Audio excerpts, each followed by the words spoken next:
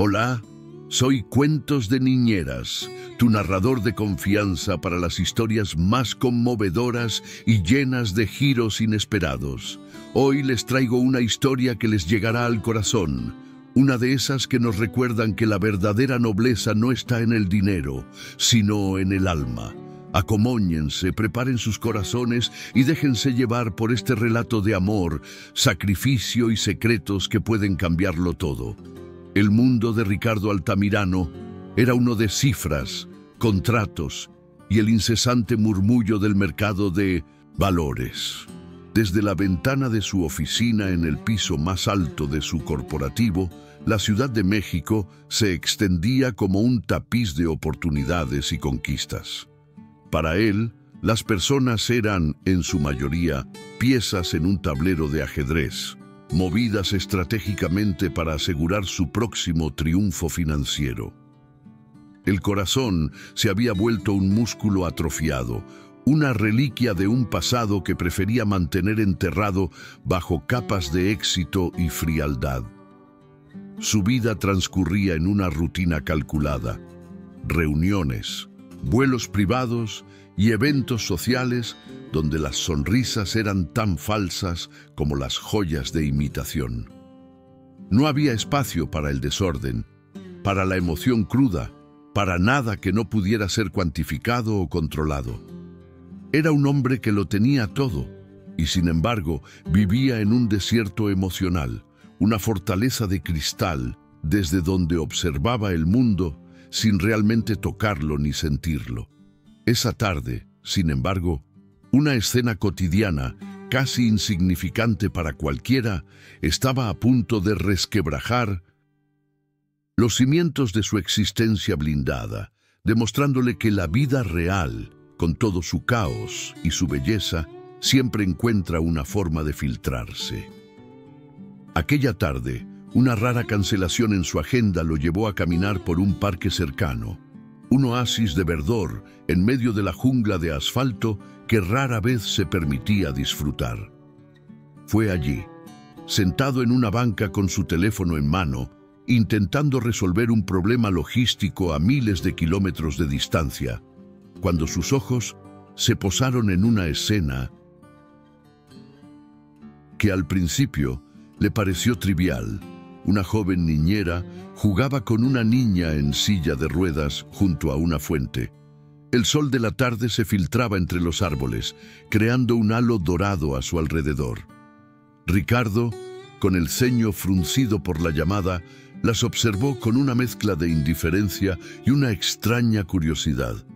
La niñera, a quien más tarde conocería como Elena, empujaba la silla con una suavidad y una alegría que parecían irradiar de cada poro de su piel.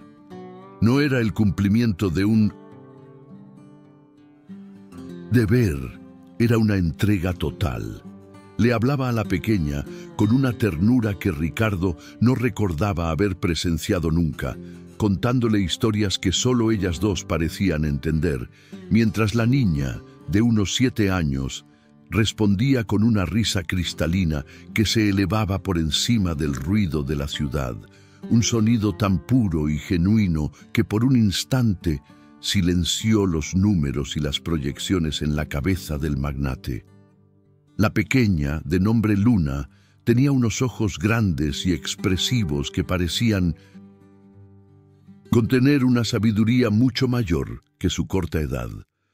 Su cuerpo era frágil, confinado a la silla que era tanto su prisión como su medio para explorar el mundo, pero su espíritu era vibrante, alimentado por el amor incondicional que Elena le prodigaba. Ricardo las observó durante varios minutos, olvidando por completo la llamada que tenía en espera.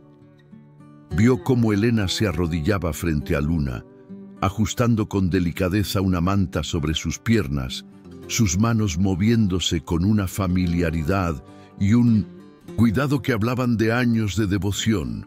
Le limpió una mancha de helado de la mejilla con su pulgar y luego le dio un beso en la frente, un gesto tan simple y a la vez tan cargado de significado.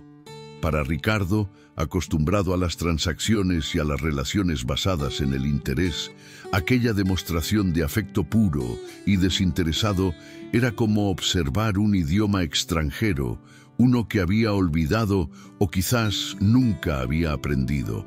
Era un universo paralelo al suyo, donde el valor de un momento no se medía en pesos, sino en la calidez de un gesto, en la sinceridad de una sonrisa compartida bajo el sol de la tarde. Fue entonces cuando la tranquilidad de la escena se vio abruptamente interrumpida. Un grupo de niños mayores, corriendo sin cuidado por el parque, pasó demasiado cerca de ellas. Uno de ellos, el más grande, tropezó y para no caer, se apoyó bruscamente en la silla de ruedas de Luna, haciéndola tambalear peligrosamente. La risa de la pequeña se convirtió en un grito ahogado de miedo y se aferró a los brazos de su silla con los nudillos blancos. El niño, en lugar de disculparse, soltó una risa burlona. «Cuidado, no vayas a romper tu carrito», dijo con un tono despectivo que heló el aire. Sus amigos se rieron con él, señalando a Luna con una crueldad infantil que no por eso era menos dolorosa. Ricardo sintió una punzada de ira, una reacción instintiva que lo sorprendió. Estaba acostumbrado a las batallas en las salas de juntas, a las negociaciones hostiles, pero aquella agresión gratuita hacia una niña indefensa despertó en él algo primario, un instinto protector que no sabía que poseía. Observó la escena, con el cuerpo tenso, esperando ver cómo se desarrollaría, sintiendo cómo la tarde dorada se teñía de una sombra oscura e incómoda. La reacción de Elena fue inmediata y feroz, pero sin perder la compostura que parecía definirla.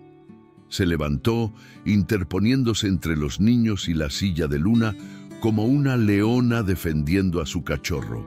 Su voz, aunque no era alta, tenía un filo de acero que detuvo en seco las risas de los abusadores. «No tienen derecho a hablarle así, ella no les ha hecho nada», dijo, con la mirada fija en el líder del grupo. Su postura era erguida, su cuerpo emanaba una fuerza silenciosa que parecía duplicar su tamaño. No había miedo en sus ojos, solo una indignación justa y una determinación inquebrantable. Una disculpa no sería suficiente, pero es lo mínimo que pueden hacer. Le han dado un susto terrible y se han burlado de ella sin ninguna razón. Ricardo, desde su banca, observaba fascinado. No era la confrontación lo que le impresionaba, sino la dignidad con la que Elena la manejaba. No gritaba, no insultaba, simplemente establecía un límite con una autoridad moral que era imposible de ignorar. Estaba presenciando una clase magistral de coraje y decencia en medio de un parque público impartida por una joven niñera a la que no le importaba enfrentarse a un grupo de niños para defender el honor de su pequeña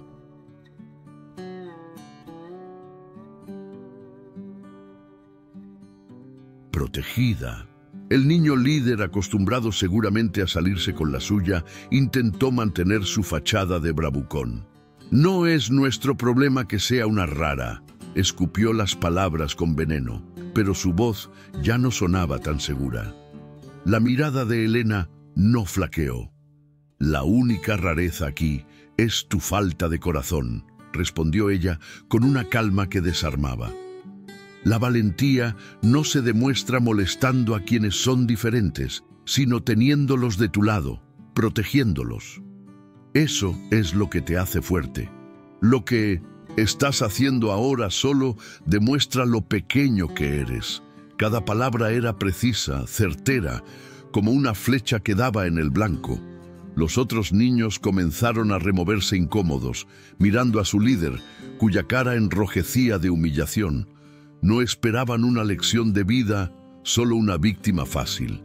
Ricardo estaba completamente absorto. Aquella joven no solo estaba defendiendo a la niña, le estaba enseñando una lección al agresor, una que probablemente Nadie más se había molestado en darle.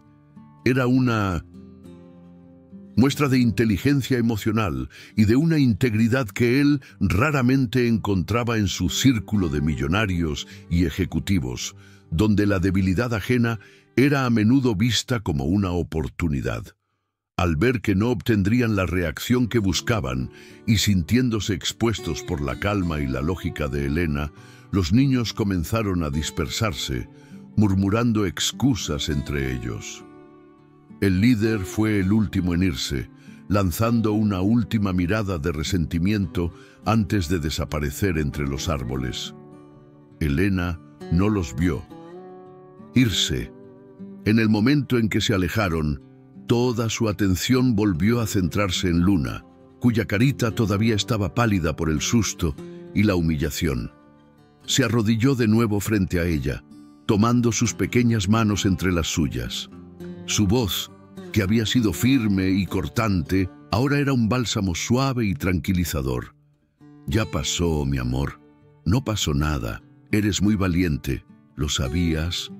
Mucho más valiente que todos ellos juntos», le susurró mientras le acariciaba el cabello.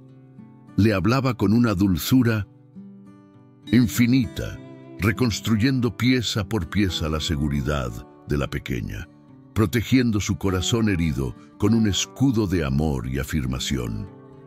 Ricardo sintió un nudo en la garganta. La dualidad de esa mujer, su capacidad para ser una guerrera implacable y un refugio de ternura en cuestión de segundos, era algo que lo conmovió profundamente. Era la personificación de una fuerza que él no conocía, una fuerza que no provenía del poder ni del dinero. Fue en ese preciso instante, mientras Elena consolaba a Luna y la pequeña levantaba la vista hacia su cuidadora con una adoración absoluta, que algo golpeó a Ricardo con la fuerza de un rayo. La luz del atardecer iluminó el perfil de la niña, destacando la curva de su nariz, la forma de sus labios y, sobre todo, la intensidad de su mirada.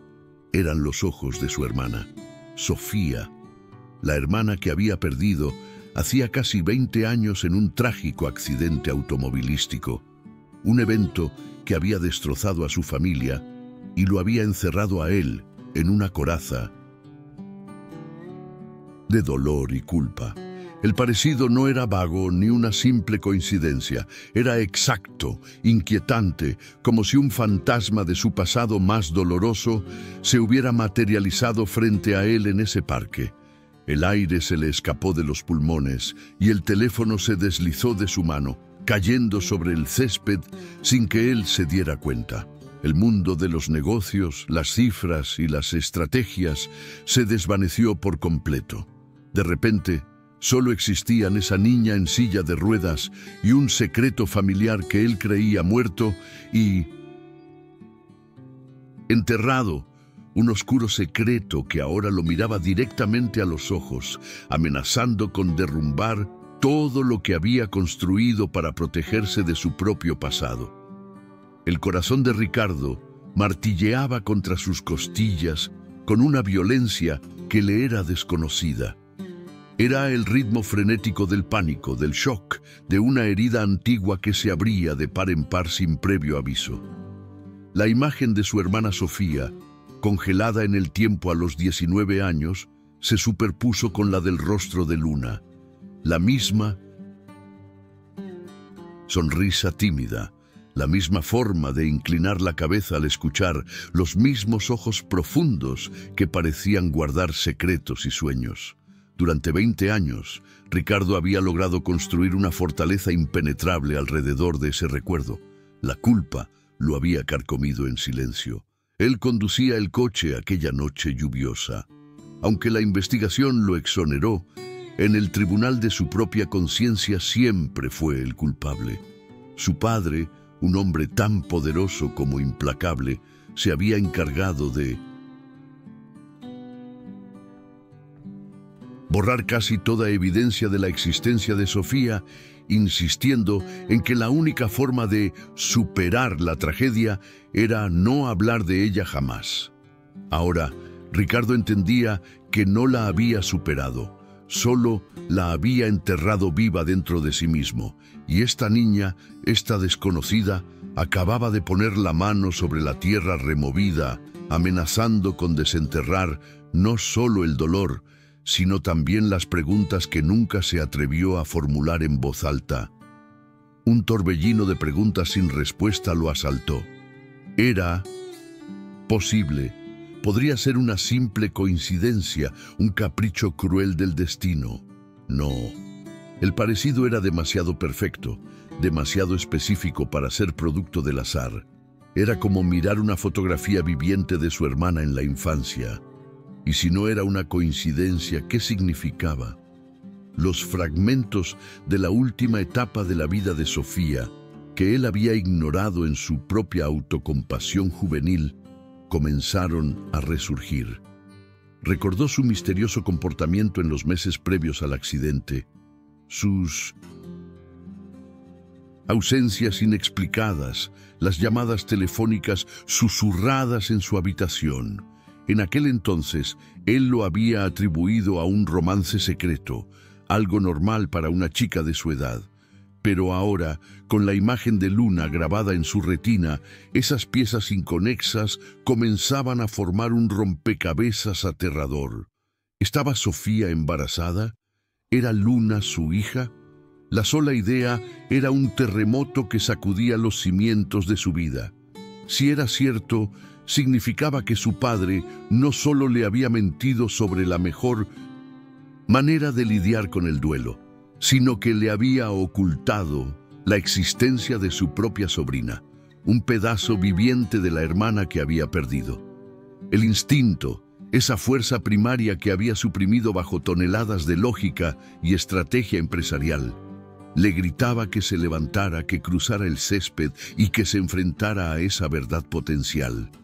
Pero el miedo lo mantenía paralizado en la banca. ¿Qué diría? Disculpe, ¿esa niña se parece a mi hermana muerta? Sonaría como un loco.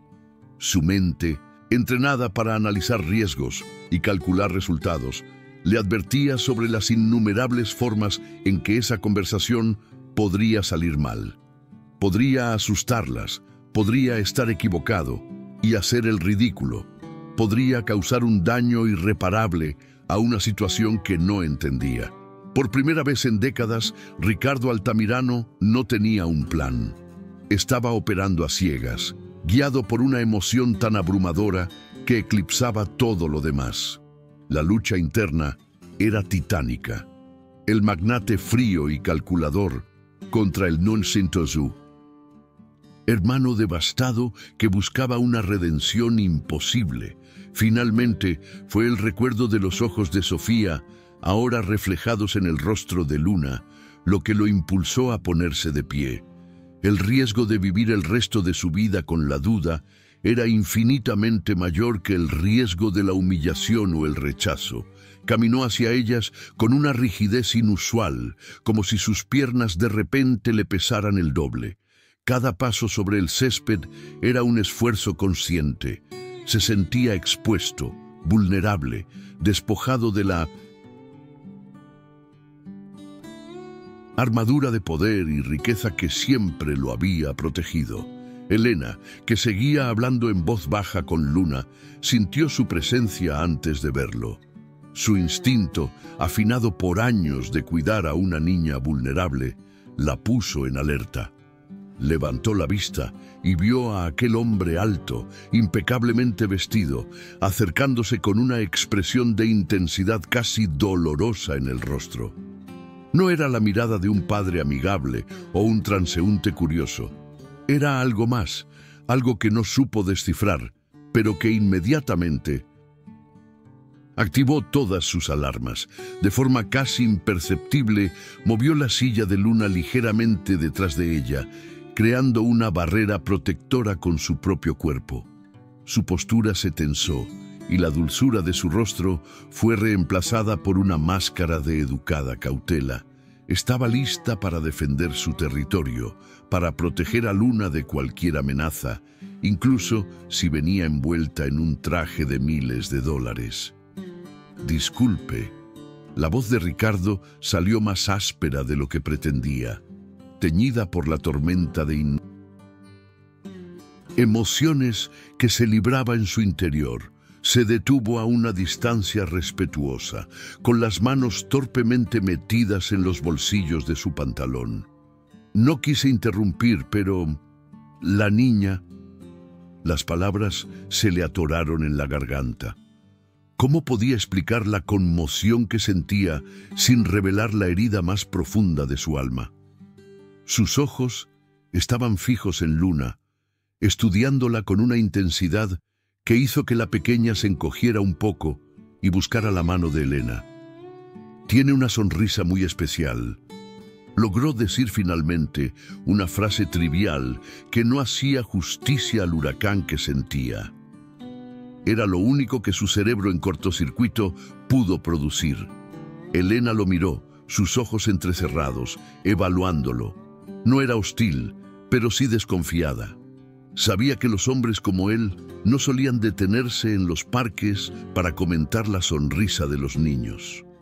Había algo más detrás de esa fachada, y su trabajo era descubrir qué era y si representaba un peligro para Luna. Elena le ofreció una sonrisa tensa, puramente por cortesía. «Gracias, es una niña muy feliz», respondió. Su tono era amable pero definitivo, una clara invitación a que él siguiera su camino. Mantuvo su mano firmemente sobre el hombro de Luna, un gesto que no pasó desapercibido para Ricardo. Vio en ella la misma determinación protectora que había admirado minutos antes cuando se enfrentó a los otros niños. Se dio cuenta de que esta joven no era una simple empleada, era una guardiana, y no le permitiría el acceso a Luna tan fácilmente. Para Elena, Ricardo era una incógnita, un hombre cuya riqueza y poder eran evidentes, y esa combinación, en su experiencia, rara vez traía algo bueno a la vida de personas como ellas. Su prioridad era la seguridad y la paz de Luna, y este extraño con ojos atormentados era una perturbación que no estaba dispuesta a tolerar. La conversación se estancó en un silencio incómodo, cargado de preguntas no formuladas y sospechas crecientes. Ricardo entendió que la confrontación directa era un error. Su enfoque, impulsado por el shock, había sido torpe y había puesto a Elena a la defensiva. Necesitaba retroceder, reagruparse y pensar en una estrategia diferente. No podía arriesgarse a que desaparecieran, a perder la única pista que había encontrado en 20 años. «Perdón por la molestia», dijo, dando un paso atrás y levantando las manos en un gesto de rendición. «Soy Ricardo. Acabo de mudarme al edificio que da al parque. Supongo que las veré por aquí a menudo». Fue una mentira improvisada, una forma de justificar su presencia y de plantar una semilla para futuros encuentros. Necesitaba crear una apariencia de normalidad, de casualidad, para poder acercarse a ellas sin generar más sospechas. Tenía que ganarse la confianza de Elena y sabía que eso no sería algo que pudiera comprar con dinero. Requeriría tiempo, paciencia y una delicadeza que no estaba acostumbrado a emplear en sus relaciones. La batalla por la verdad acababa de comenzar y su primer oponente era la inquebrantable lealtad de una niñera. Mientras se alejaba, sintió la mirada de Elena, siguiéndolo hasta que se perdió de vista. El corazón todavía le latía con fuerza, pero ahora no era solo por el shock del descubrimiento, sino por la adrenalina de una nueva misión. Por primera vez en su vida adulta, su objetivo no era una empresa que adquirir o un competidor que aplastar.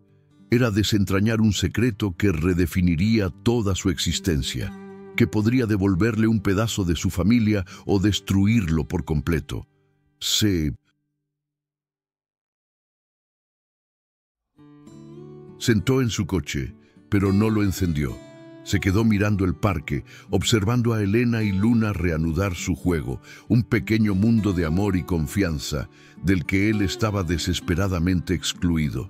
Sacó su teléfono, pero en lugar de llamar a uno de sus ejecutivos, marcó el número de un investigador privado de su máxima confianza.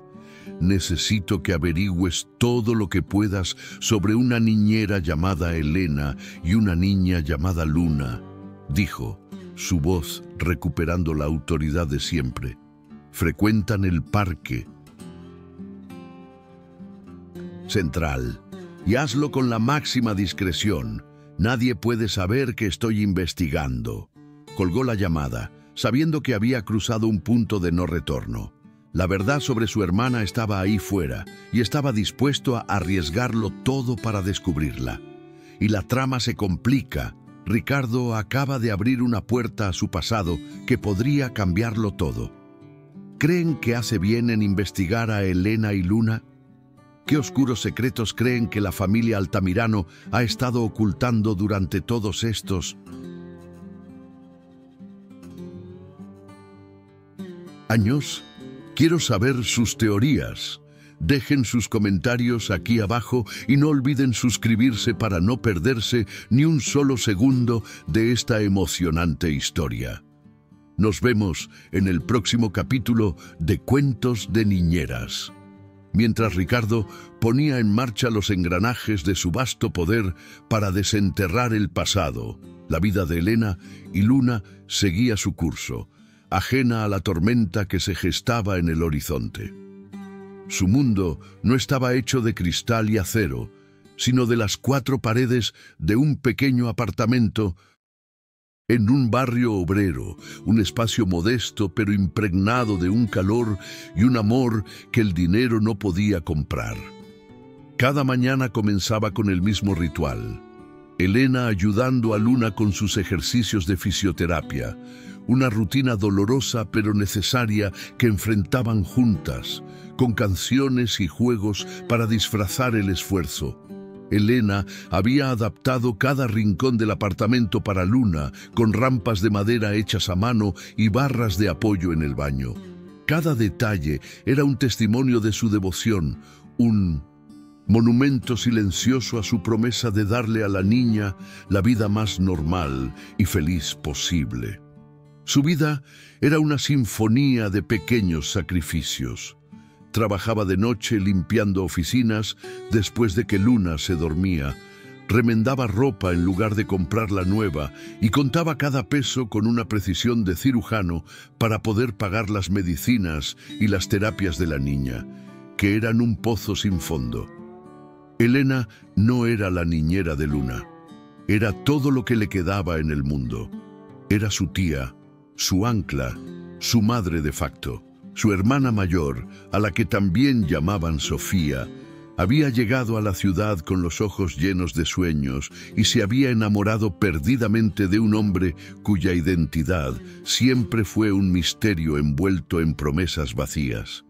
Un hombre de una familia rica y poderosa le había confesado a Elena en una de sus últimas conversaciones, una familia que nunca la aceptaría.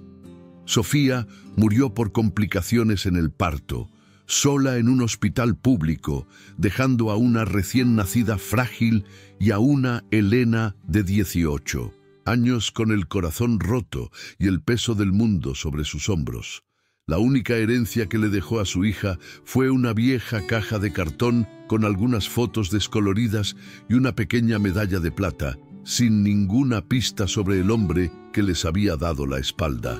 Elena había jurado sobre la tumba de su hermana que Luna nunca sentiría el abandono que había matado a su madre.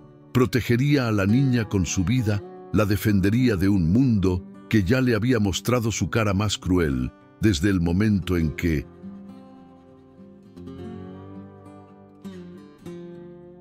nació, y sobre todo la mantendría alejada de la gente rica y poderosa que había destrozado a su familia.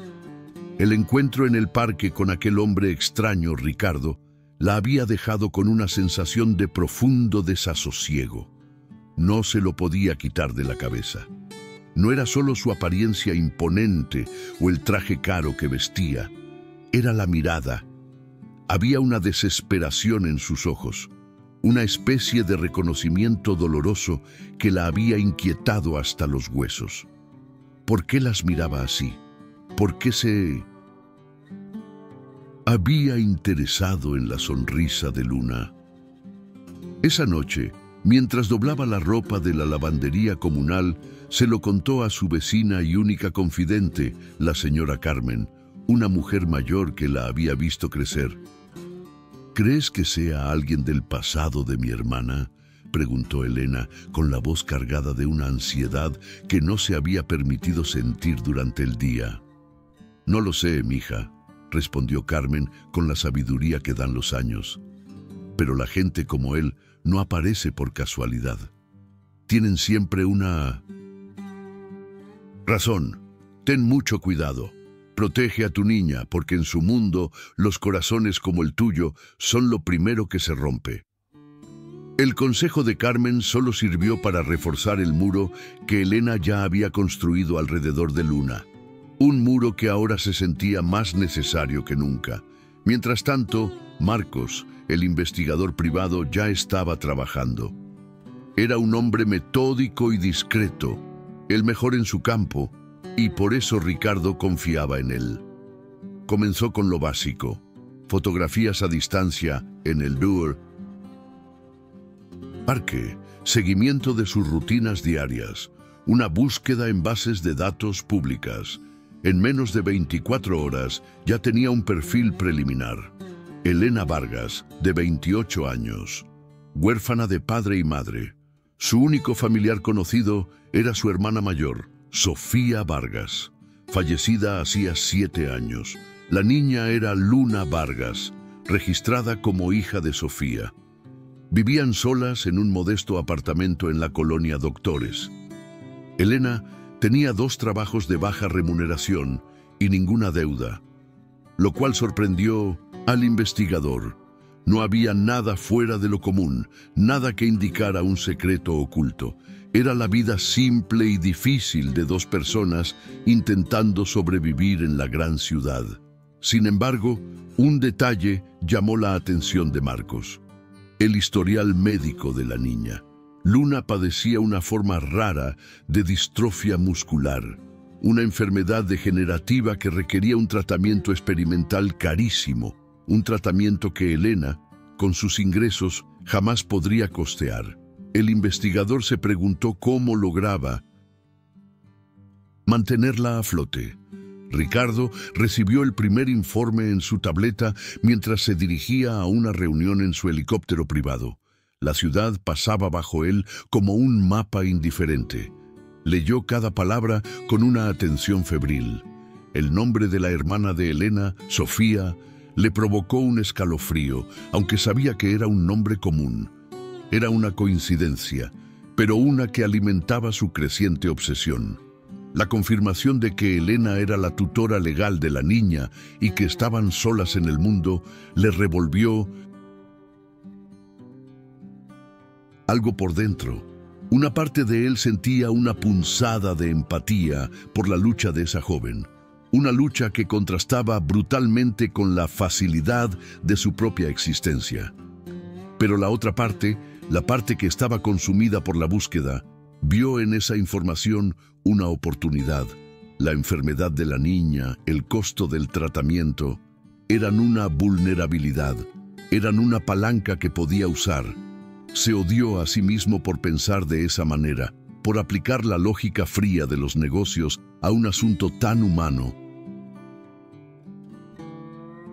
Pero no pudo evitarlo. Era el único lenguaje que conocía, la única forma en que sabía cómo operar para obtener lo que quería. Si la confianza no se podía ganar, quizás se podía comprar. Impaciente, Ricardo llamó a Marcos. «Esto no es suficiente», dijo, su voz resonando con la urgencia que lo devoraba. «Necesito saber del padre. ¿Quién era el padre de esa niña? ¿De dónde venía la madre, Sofía Vargas? Investiga su pasado, de dónde eran, quiénes eran sus amigos.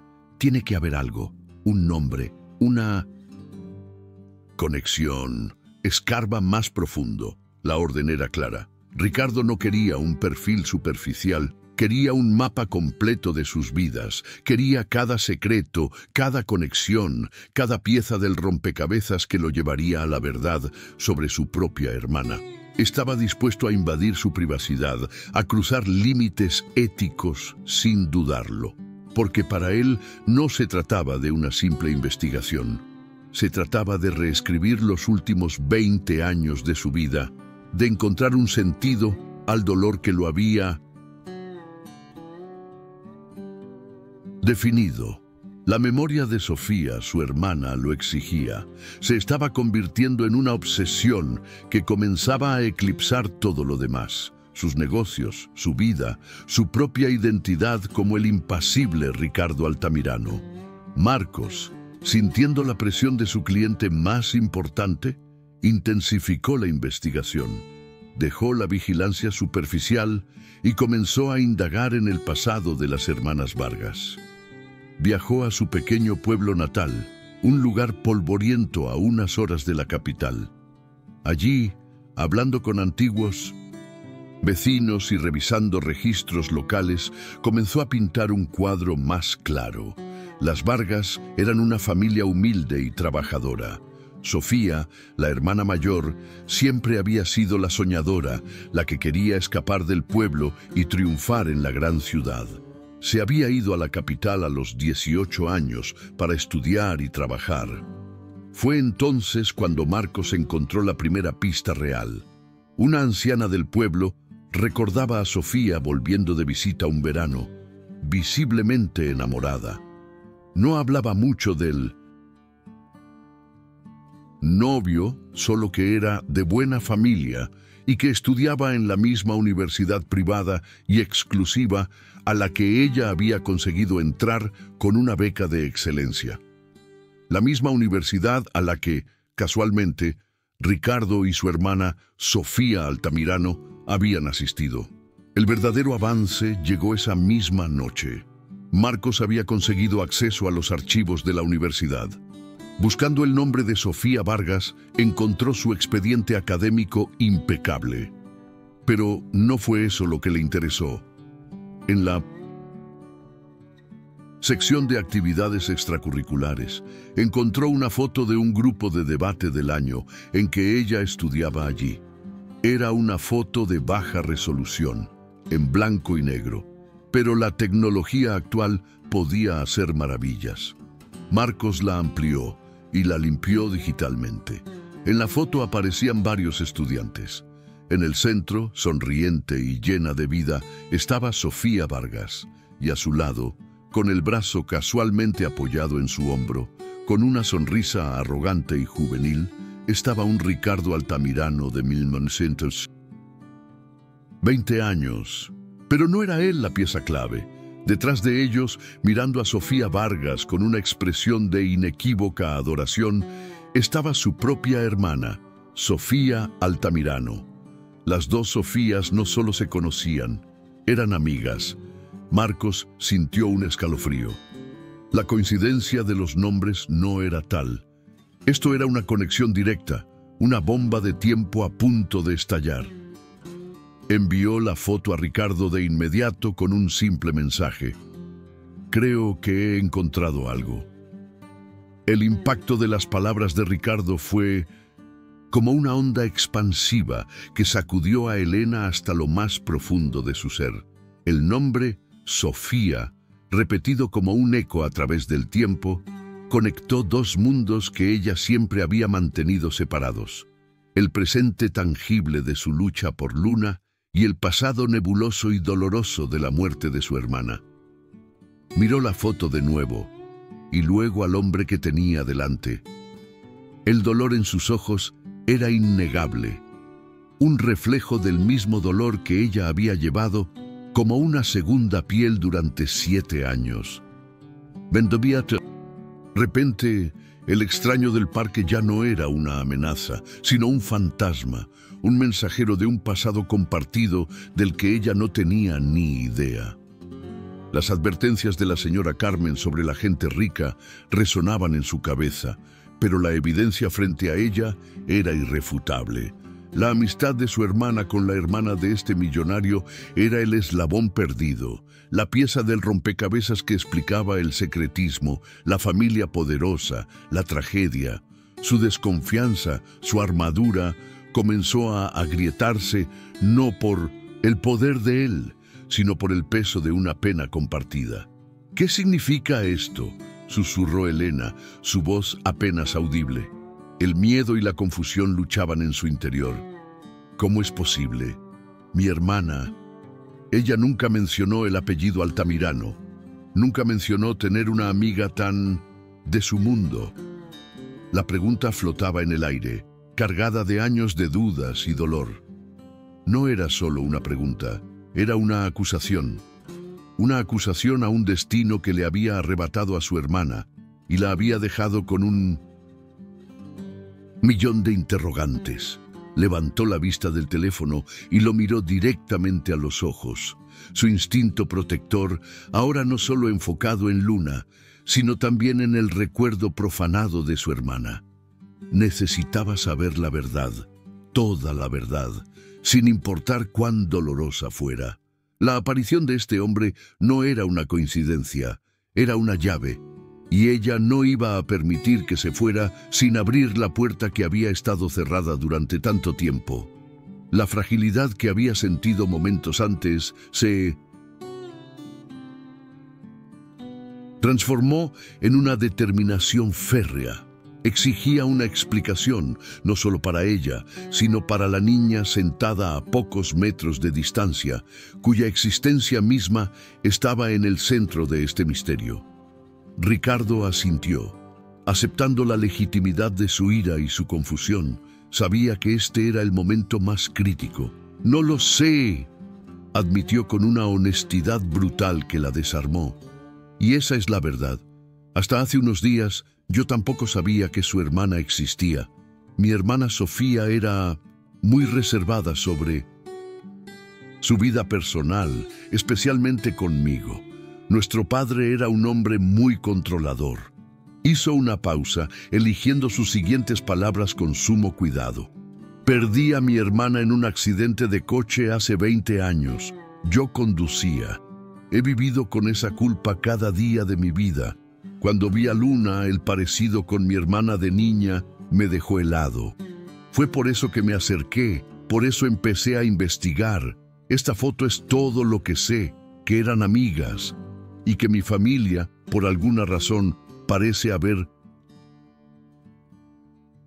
borrado la existencia de la suya de nuestra historia. Al compartir su propia culpa y su dolor, no estaba pidiendo compasión, sino estableciendo un terreno común. Estaba admitiendo su propia ignorancia, posicionándose no como alguien con poder, sino como un compañero en la oscuridad, buscando la misma luz que ella. La vulnerabilidad de Ricardo, tan inesperada en un hombre de su calibre, tocó una fibra sensible en Elena. Le hizo darse cuenta de que él también era una víctima de los secretos de su propia familia. Fue esa revelación lo que la impulsó a compartir su propio secreto, la única pista tangible que había conservado. Mi hermana, antes de morir, me dejó una caja, dijo en voz baja, como si temiera que las palabras fueran escuchadas por oídos equivocados. No hay mucho dentro, algunas fotos, recuerdos de la escuela y un diario, un pequeño diario donde escribía sus pensamientos. Confesó que nunca había tenido el valor de leerlo por completo. Cada vez que lo intentaba, el dolor era demasiado abrumador. Hojeaba algunas páginas, leía frases sueltas sobre un amor prohibido y un miedo constante a una figura paterna poderosa y cruel. Y tenía que cerrarlo, con el corazón hecho pedazos. Sabía que las respuestas estaban allí, escritas con la tinta de la letra de su hermana. Pero el miedo a lo que podría descubrir la había paralizado durante 7 años. Ahora, sin embargo, entendía que ya no podía huir de ello. «Elena, mira, el patito me está siguiendo». la voz alegre de Luna rompió la burbuja de tensión que los envolvía. Ambos se giraron para ver a la niña riendo mientras un pato particularmente audaz se acercaba a su silla de ruedas esperando un trozo de pan. La interrupción fue como un ancla que los trajo de vuelta a la realidad. Este misterio del pasado no era una historia abstracta. Tenía consecuencias muy reales y presentes en la vida de una niña inocente que merecía saber la verdad sobre su origen. Elena se acercó a Luna, su rostro transformándose. Instantáneamente, la angustia reemplazada por una sonrisa tranquilizadora para la niña. Ricardo observó la interacción y el peso de su responsabilidad se hizo aún más pesado.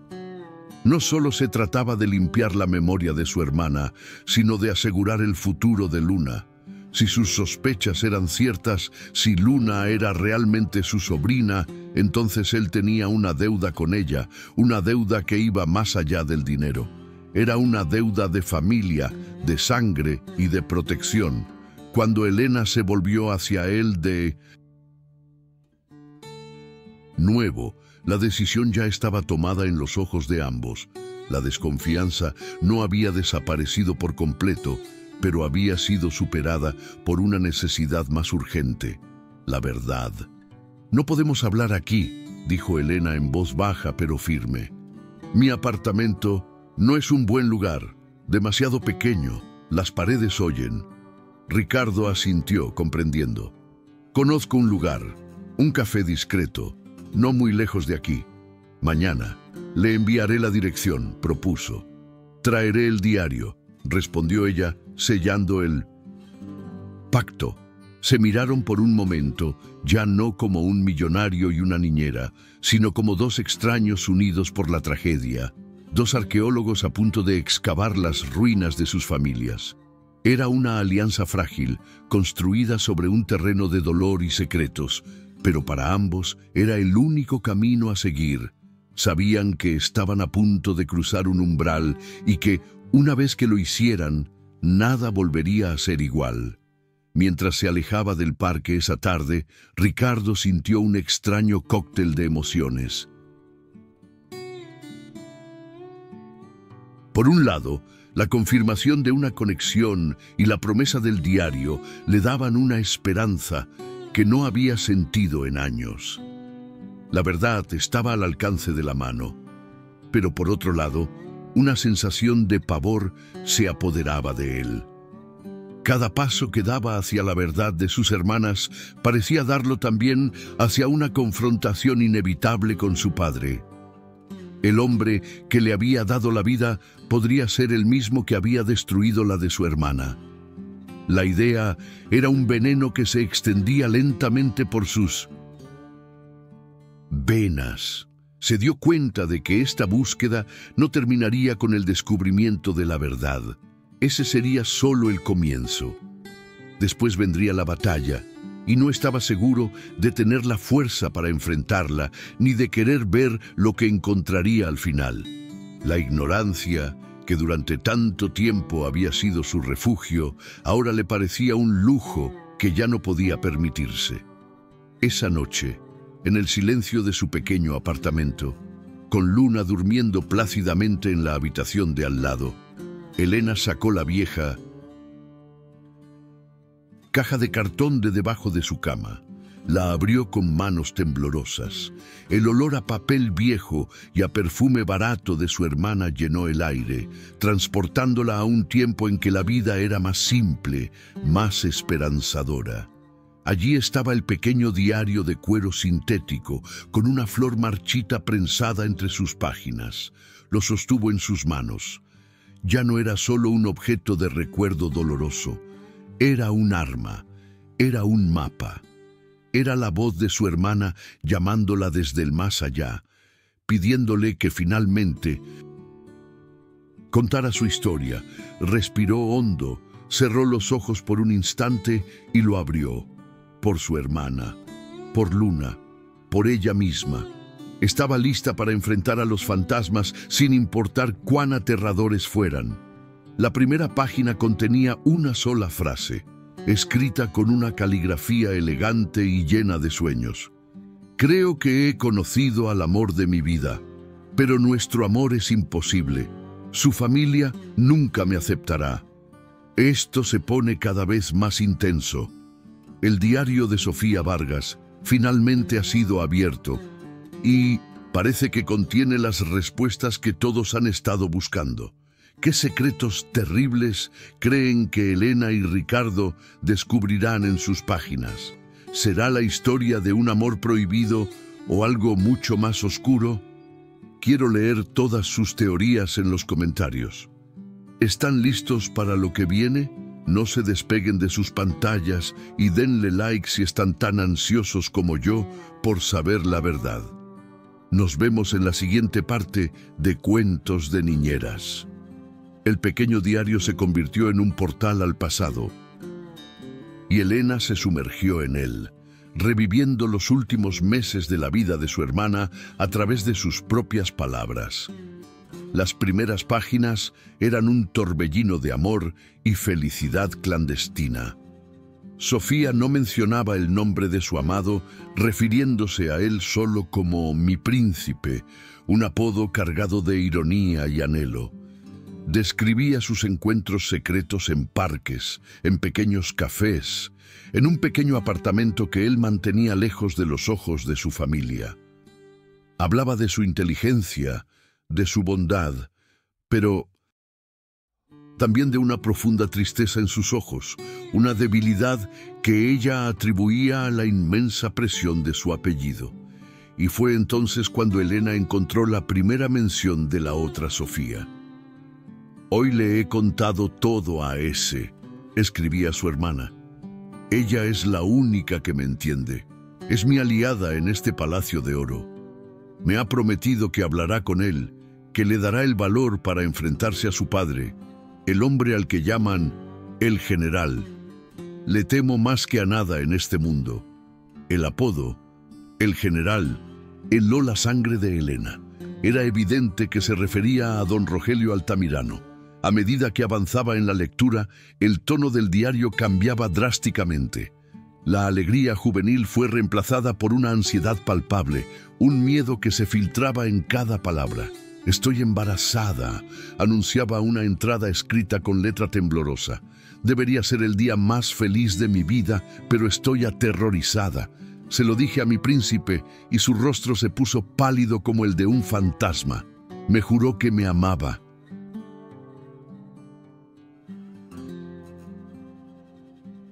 En que amaba a nuestro bebé, pero vi el pánico en sus ojos. El miedo que le tiene a su padre es más grande que su amor por mí». Las páginas siguientes eran una crónica de promesas rotas y una soledad creciente. El príncipe se volvió distante, sus visitas más cortas, sus excusas más frecuentes. La única que permaneció a su lado fue Sofía Altamirano. «Ese es un ángel. Me trajo vitaminas, me acompañó a una consulta médica en secreto. Me dijo que no me preocupara, que ella nos ayudaría, que su padre no se saldría con la suya esta vez». Elena lloraba mientras leía, sintiendo la desesperación de su hermana, su aislamiento en una ciudad que de repente se había vuelto hostil y amenazante. La confrontación que tanto temía Sofía finalmente llegó. «Hoy ha venido a verme el general», relataba una de las últimas entradas, la caligrafía casi ilegible por la prisa y el pánico. «Supo del embarazo, no sé cómo, me ofreció dinero, una cantidad que podría cambiar la vida de mi familia para siempre. Me dijo que tomara el dinero, que desapareciera y que solucionara mi problema. Cuando me negué, cuando le dije que amaba a su hijo y que iba a tener a mi bebé, sus ojos se convirtieron en 2 trozos de hielo. Me dijo que si no aceptaba por las buenas, lo haría por las malas. Me amenazó, Elena.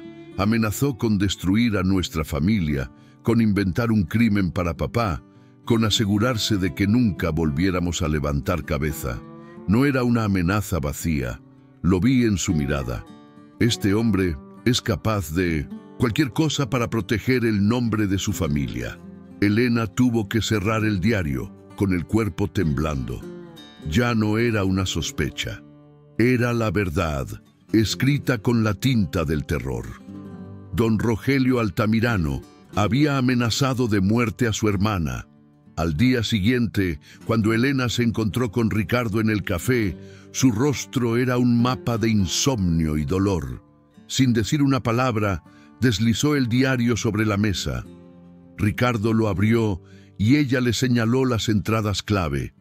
Lo vio leer, vio cómo el color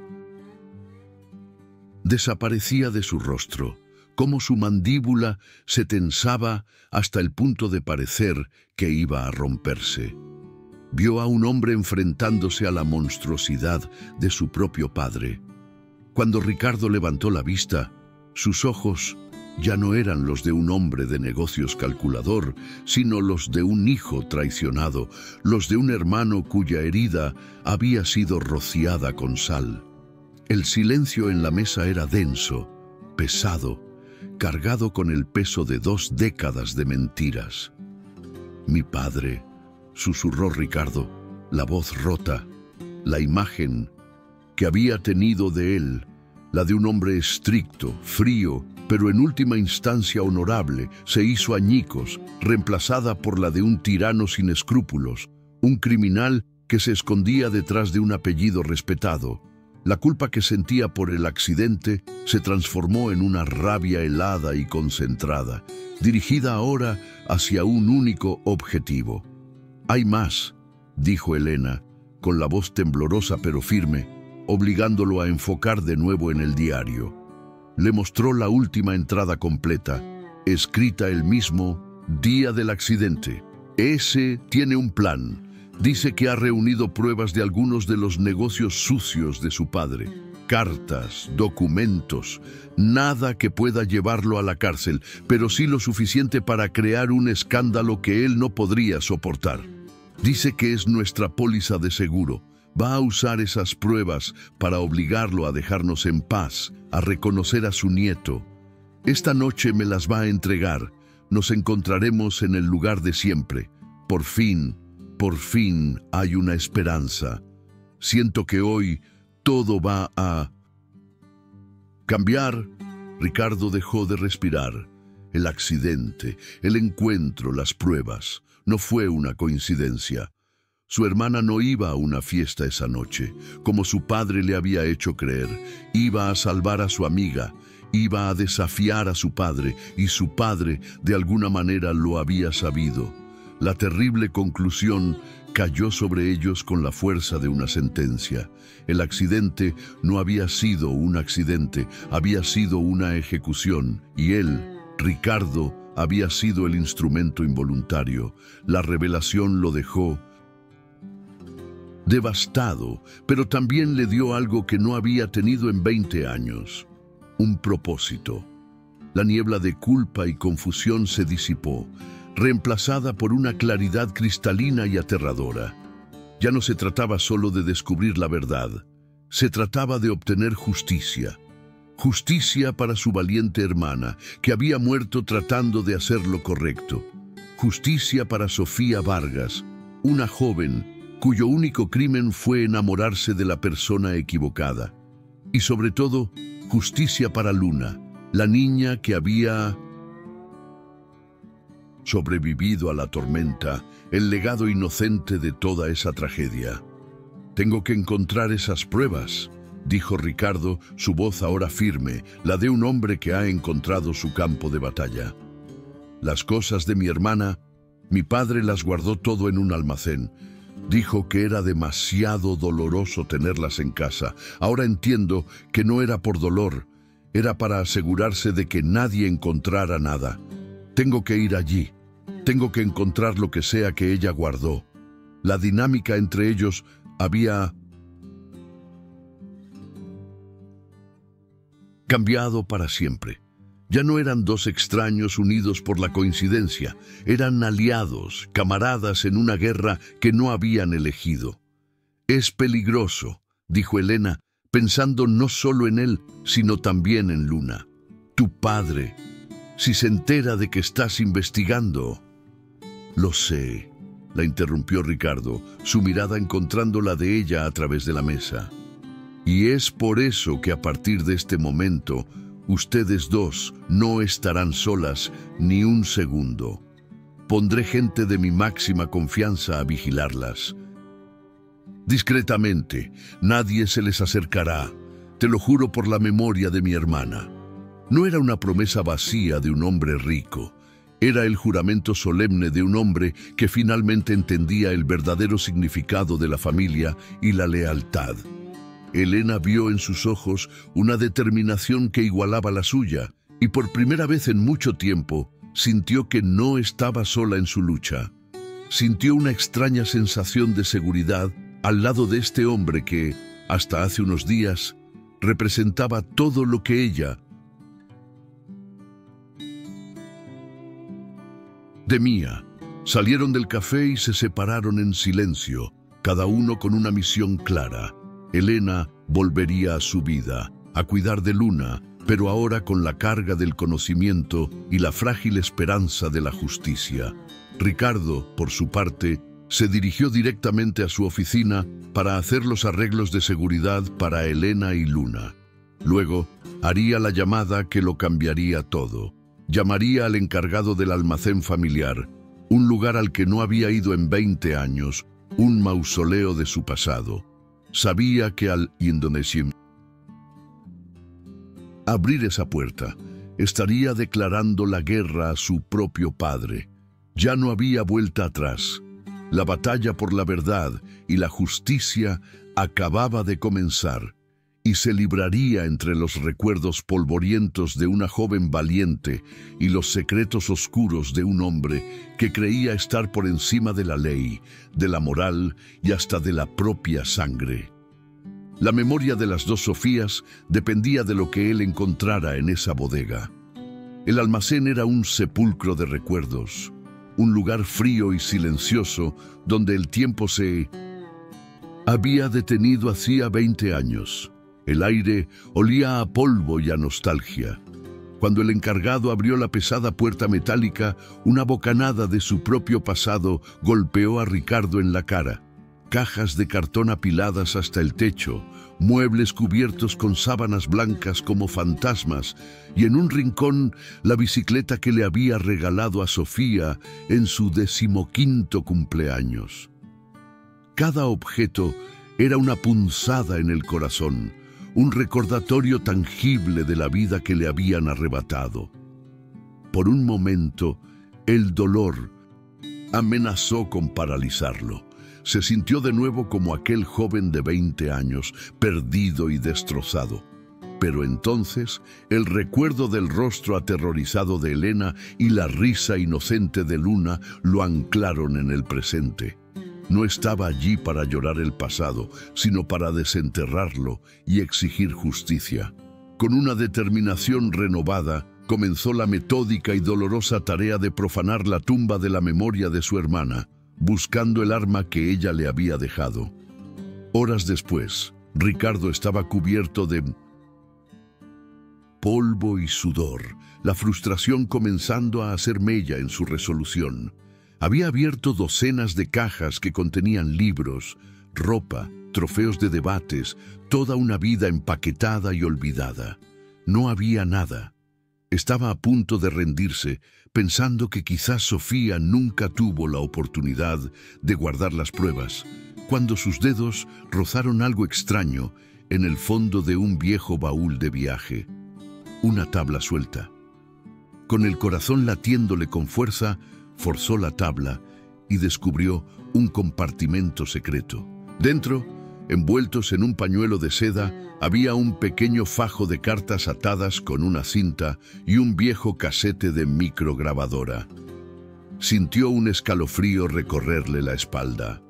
Era esto, la póliza de seguro de su hermana. Con manos temblorosas, desató la cinta de las cartas, esperando encontrar la caligrafía de un extraño, del misterioso príncipe de Sofía Vargas. Pero la letra que vio era dolorosamente familiar. Era la letra de su hermano menor, Matías. El mundo de Ricardo se inclinó sobre su eje.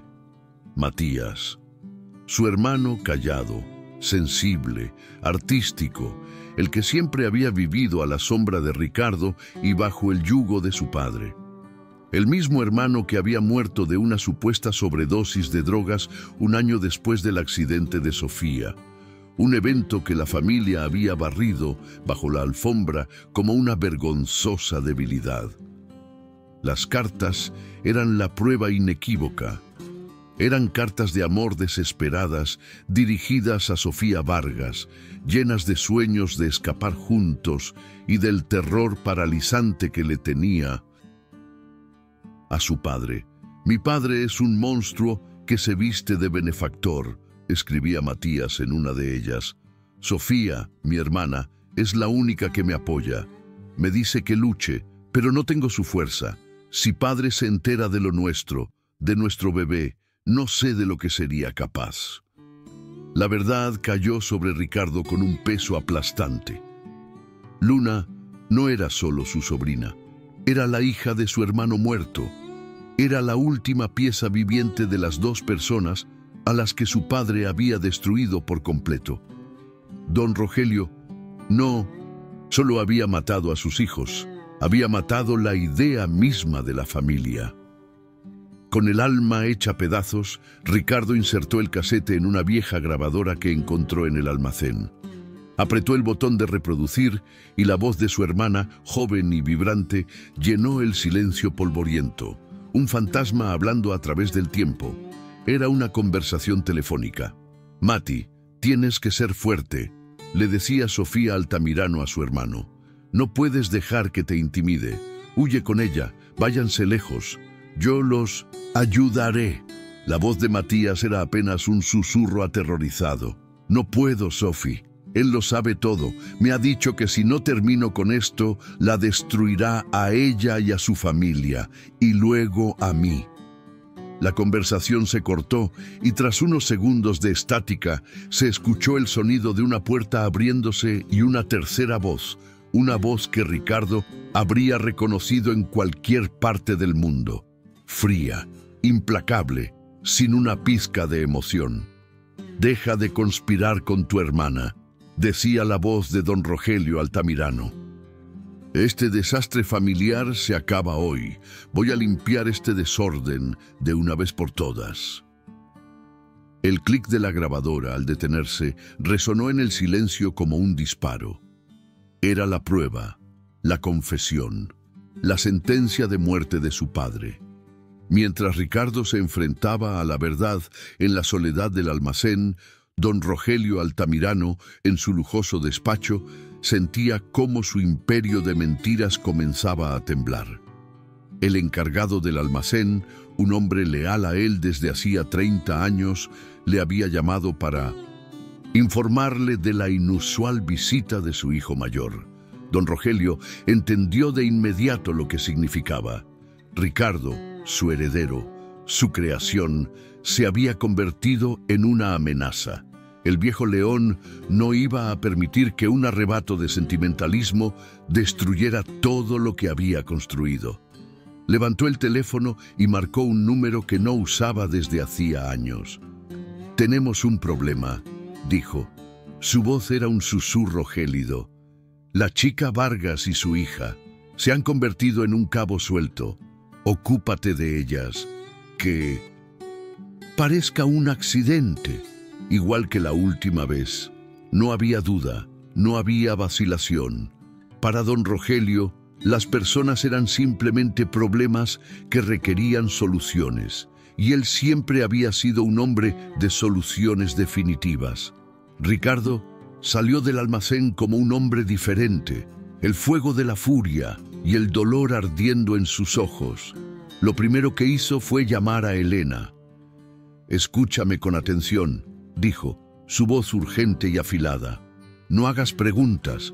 Empaca una maleta con lo esencial para ti y para Luna. Mi equipo de seguridad llegará en 10 minutos. Tienes que irte de tu apartamento ahora mismo. Estás en peligro». Pudo oír el pánico en la voz de Elena, pero también la confianza.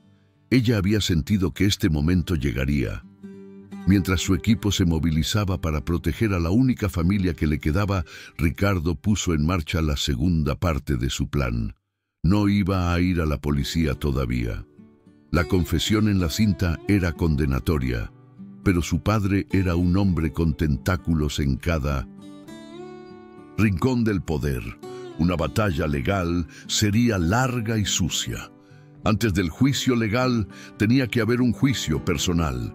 Tenía que enfrentarse al hombre que le había dado la vida y se la había quitado de la peor manera posible.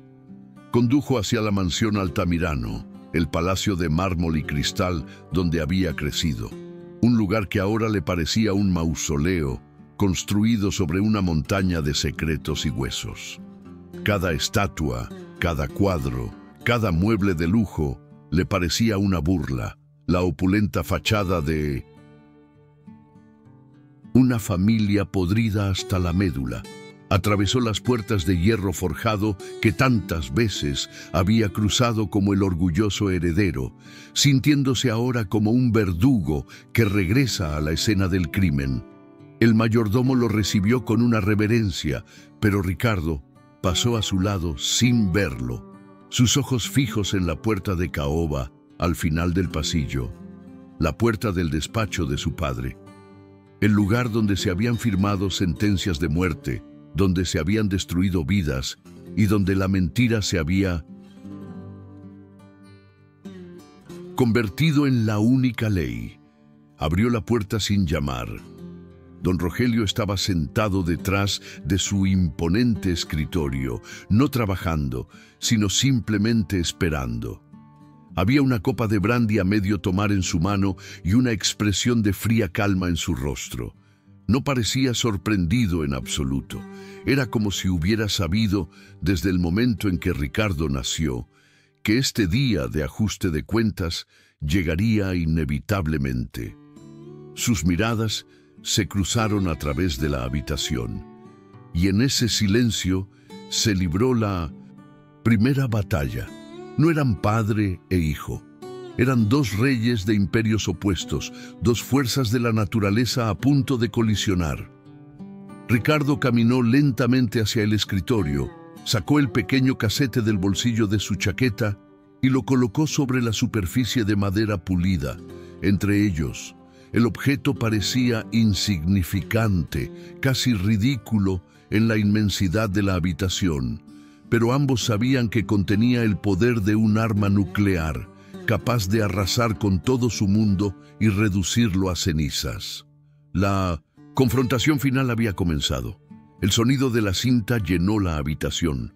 Las voces fantasmales de sus hijos muertos acusando a don Rogelio desde la tumba. Ricardo observó a su padre, buscando una grieta en su fachada de granito, un atisbo de remordimiento, de dolor, de cualquier cosa humana. No encontró nada. Cuando la cinta terminó, don Rogelio tomó un sorbo de su brandy, con la calma de un hombre que revisa una transacción comercial. ¿Y qué prueba eso?, dijo. Su voz era un témpano de hielo. Prueba que intenté proteger a esta familia de la debilidad.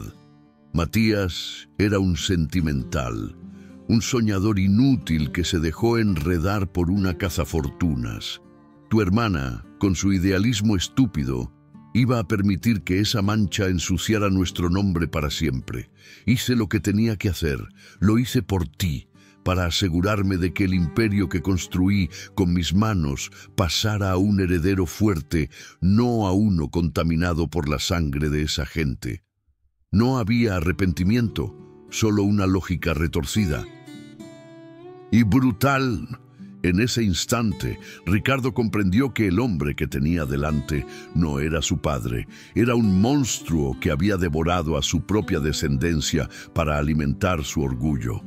«No lo hiciste por mí», replicó Ricardo, su propia voz ahora tan fría y dura como la de su padre. «Lo hiciste por ti, por tu nombre, por tu legado podrido. Manipulaste el coche, ¿verdad? ¿O pagaste a alguien para que nos sacara de la carretera? Me usaste a mí, a tu propio hijo, como el arma para matar a mi hermana y a la mujer que mi hermano amaba, junto con tu nieto no nacido. Ricardo hizo una pausa, dejando que el peso de la palabra nieto colgara en el aire. Pero te equivocaste en una cosa. No lo mataste. El bebé sobrevivió. Se llama Luna y es mi sobrina. Es la verdadera heredera de esta familia, no yo. Y he pasado las últimas horas asegurándome de que ella y su tía estén a salvo, lejos de tu alcance. Se inclinó sobre el escritorio, su rostro a centímetros del de su padre. Así que este es el trato. Vas a llamar a tu abogado y vas a confesar todo. O mañana por la mañana, esta cinta y cada detalle de tu historia estarán en todos los periódicos y en todas las cadenas de televisión del país. El imperio altamirano se derrumbará. Te doy mi palabra. La elección es tuya. Tu legado puede ser el de un monstruo que se arrepintió o el de un cobarde que fue expuesto. La caída de don Rogelio Altamirano no fue un estruendo, sino una implosión silenciosa. Al ver en los ojos de Ricardo su propia determinación inquebrantable, entendió que había perdido. Su heredero, su mayor creación, se había vuelto contra él, usando las mismas armas de frialdad y estrategia que él le había enseñado. Sin su heredero, sin la continuación de su nombre, el imperio no significaba nada. Era un cascarón vacío. 2 días después, los titulares de todos los periódicos del país contaban la misma historia increíble. El legendario magnate don Rogelio Altamirano había confesado ser el autor intelectual de la muerte de su propia hija, Sofía Altamirano, y de Sofía Vargas, en un complot para encubrir el embarazo de esta última con su hijo menor, Matías. El escándalo sacudió los cimientos del mundo empresarial y social de México.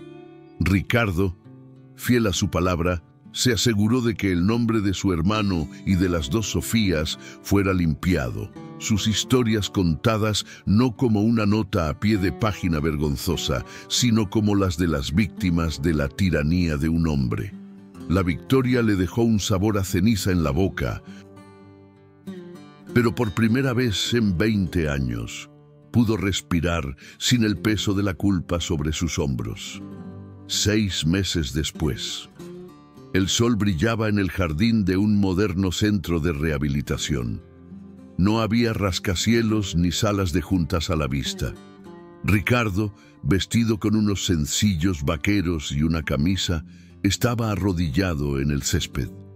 Frente a él, Luna, con unas ortesis de colores en sus piernas, lo miraba con una sonrisa radiante. «Vamos, campeona, un pasito más», la animaba él. Detrás de ellos, Elena observaba la escena, sus ojos llenos de una emoción que era una mezcla de incredulidad y gratitud infinita. Ricardo había vendido su participación en el conglomerado altamirano, cortando todos los lazos con el legado de su padre, y había creado una fundación a nombre de las 2 Sofías, dedicada a ayudar a niños con enfermedades raras. Con su apoyo, Luna estaba recibiendo el mejor tratamiento del mundo, y los médicos hablaban de una recuperación casi total. Lentamente, aferrándose a las manos de Ricardo, Luna dio un paso y luego otro. Fue un pequeño viaje, pero para los 3 representaba un universo de superación. Ya no eran las piezas rotas de 2 familias destruidas. Eran una nueva familia, forjada en el fuego de la tragedia, unida no por la sangre del poder, sino por los lazos indestructibles del amor y el sacrificio. Y en la risa de Luna, que resonaba en el aire limpio de la tarde, se escuchaba el eco de la redención.